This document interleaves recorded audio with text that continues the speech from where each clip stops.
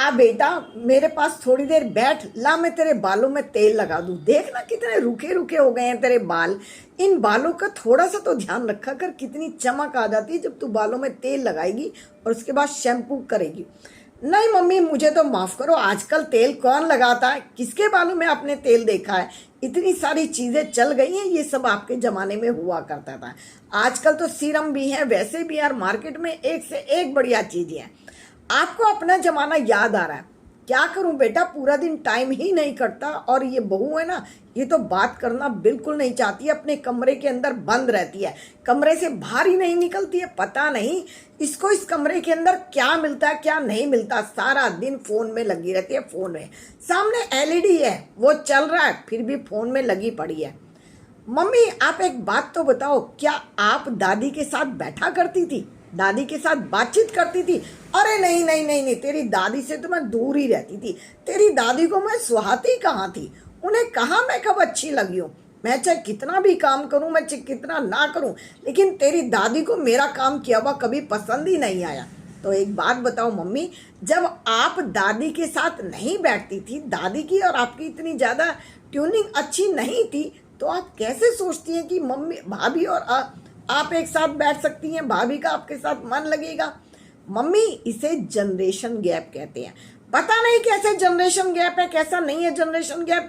मैं कभी कभी तो मम्मी से बात करती थी ना, वो बात अलग थी कि मुझे उनसे कुछ डर लगता था और मैं उनके साथ कंफर्टेबल नहीं हो पाती थी। तो मम्मी मैं भी तो यही कहती हूँ कि भाभी आपके साथ कंफर्टेबल नहीं हो पाती हैं।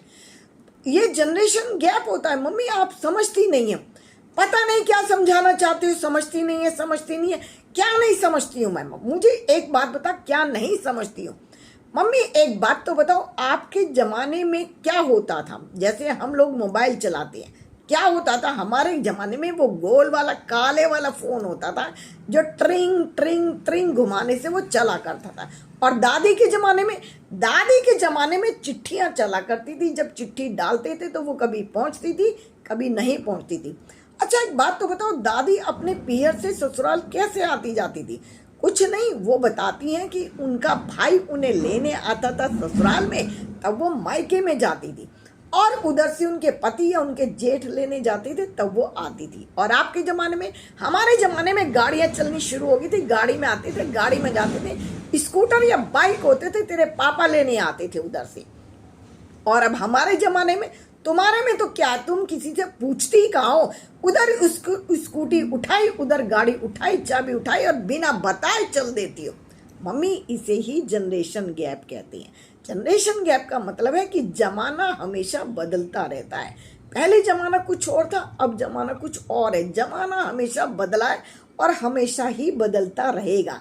आगे जब हमारे बच्चे आएंगे ना, उनके जमाने में कुछ और चीजें आ जाएंगी और वो किसी और तरह की जिंदगी जीना शुरू करेंगे।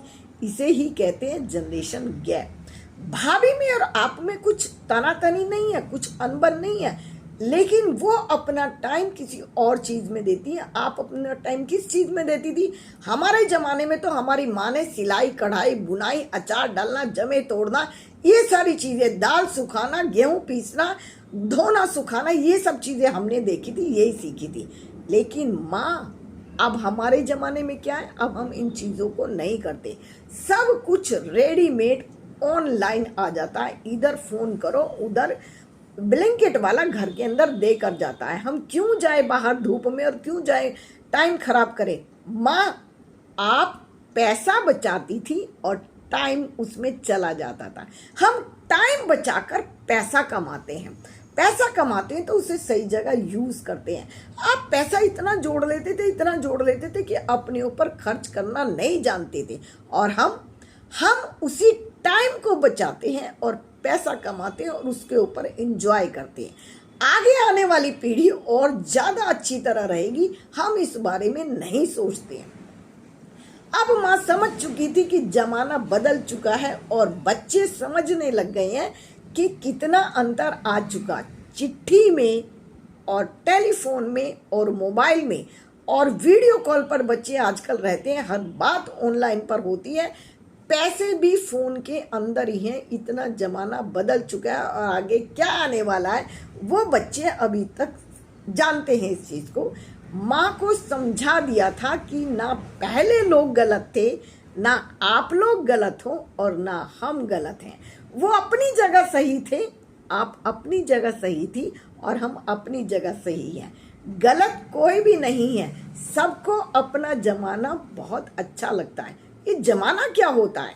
जमाना माने जो आपने बचपन में जिया और जो आपने जवानी में जिया। बुढ़ापे पर आप अपने आप को चेंज करना नहीं चाहते, उन्हीं पुरानी चीज़ों में जब आप जीना चाहते हैं उसे ही जमाना चाहते हैं। आप पुरानी चीज़ों को ढूंढते रहते हैं जबकि लोग आगे बढ़ते जाते हैं, उसे ही जमाना कहते हैं। और ये जमाना हमेशा बदलता है, माँ की समझ में आ चुका था।